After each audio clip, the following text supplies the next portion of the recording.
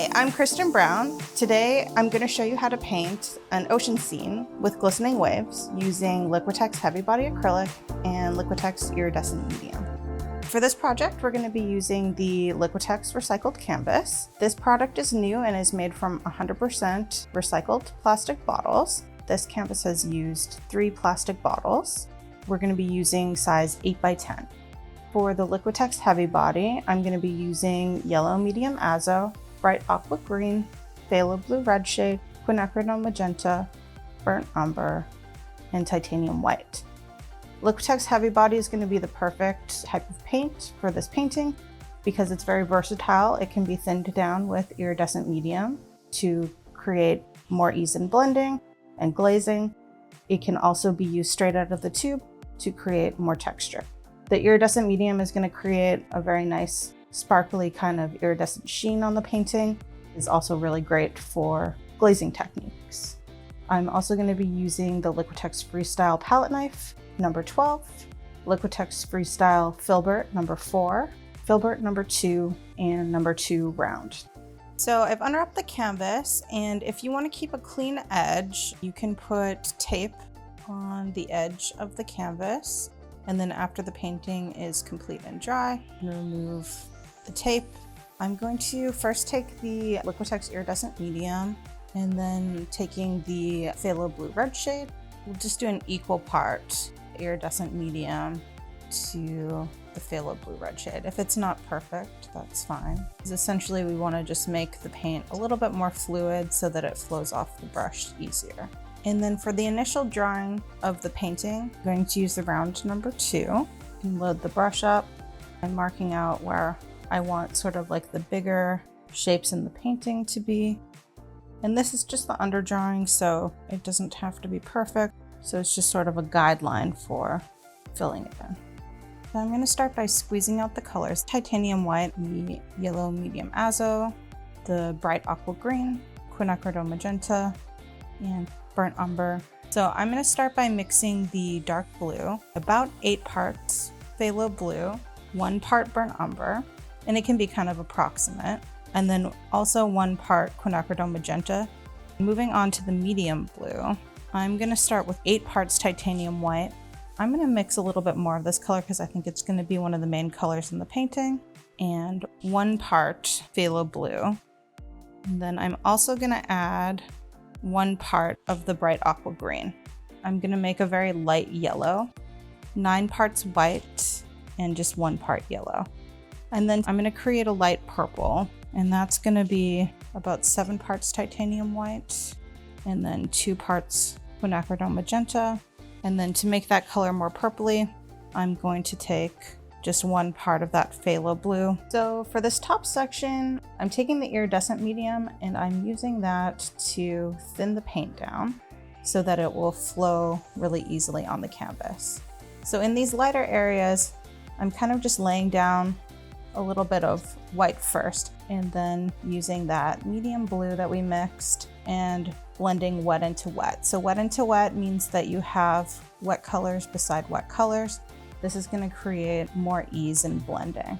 So the other thing is we had that blue color that we mixed from doing the outline of that painting to kind of even just sketch out the waves or modify that medium blue color.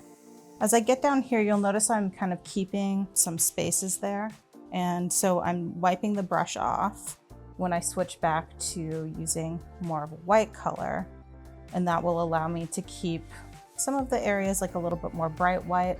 So you want to work fairly quickly. The longer you take, the harder it'll be to blend the colors together.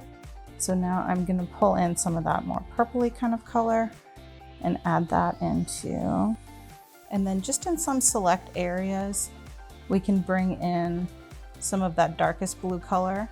But notice how I kind of like laid down some of the lighter colors first, and having those wet underneath some of the darker colors allows them to kind of flow into each other easier. If I come in with a clean dry brush, so I just kind of wipe my brush off, I can soften any edges that I want to be a little bit softer.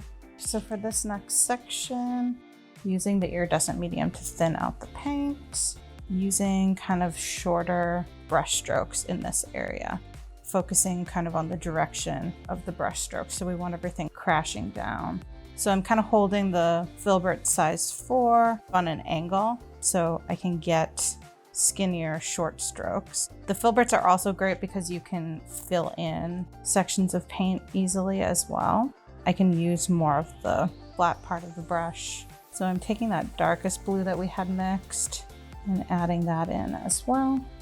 And trying to make the strokes kind of random. If you make them too uniformed, it can look a little bit too much like pattern. So in this area, I'm gonna have it kind of blend out to more of that lighter kind of yellow color that we mixed. So then here, this edge is still wet. So this is why we're working section at a time, because it's gonna be much easier to blend colors if they stay wet next to each other. So I'm able to get that nice gradient from the lighter blue to more of that medium blue color and pull in some of that nice light purple that we mixed. And even that's gonna kind of create a really nice, easy gradient. And then in some areas, I'm just kind of adding in a little bit more of that bright aqua green color. So going into this section next, we're gonna keep going with those same colors that we've been using throughout the painting. I'm gonna be kind of drawing out shapes as I paint along. The reason I'm not drawing all of this out with a pencil is because it doesn't have to be accurate. And then in here, I'm going to bring in kind of more of like a light turquoisey color. And then in here, there's gonna be a rock. I use that darkest blue. I'm gonna add in a little bit more of the burnt umber on that top edge. I'm gonna add in just a little bit of that light yellow that we had made. All right, going into this section next, I'm gonna take some of those medium blues with that iridescent medium. We're gonna do those short strokes, paying attention to the movement of the water. I'm gonna have these strokes going more horizontally. And notice how I'm kind of leaving some spaces, and I'm adding spaces where I might add like a slight variation. We have that light purple from earlier.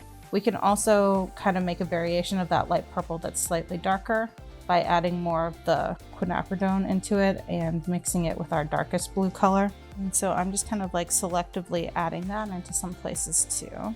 So the nice thing about being able to create variations on colors that you've used before is that it's going to create color harmony throughout the painting.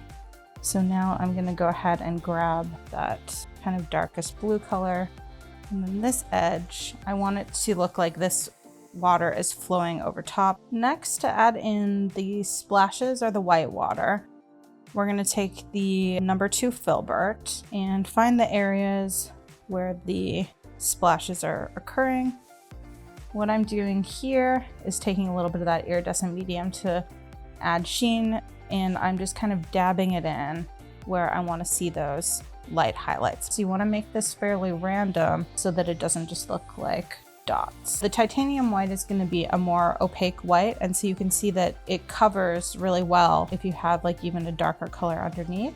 In some cases where there's already white down, we can take the iridescent medium yellow azo, and even though it looks kind of bright, it's going to still kind of blend in with that white color.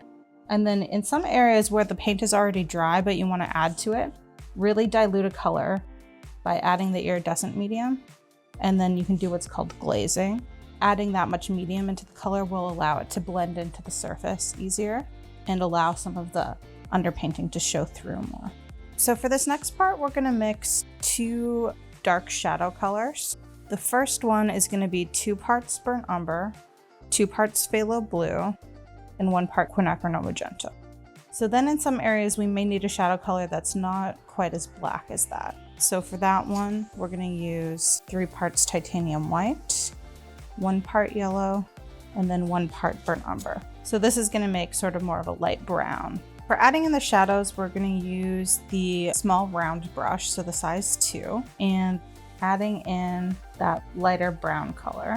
I'm adding this in behind the splash. Also in this area, I'm going to add a little bit of a reflection, but I'm going to add in more of the iridescent medium to make it more transparent and allow it to blend in a little bit more.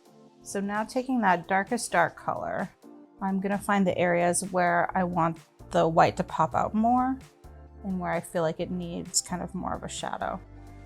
So for the spray from the water, we're gonna take titanium white and we're gonna dilute it with a little bit of the iridescent medium and then a little bit of water.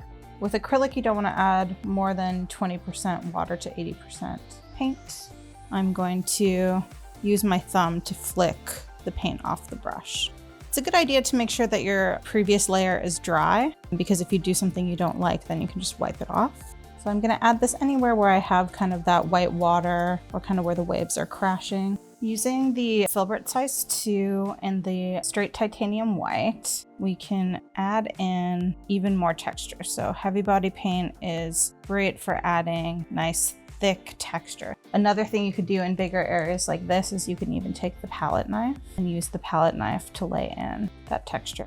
So for the finishing touch, you're going to take the iridescent medium and add it straight into any areas that are lighter or highlighted. And this is going to create a nice sparkly finish on the project. And there you have it. Thanks for watching and happy painting.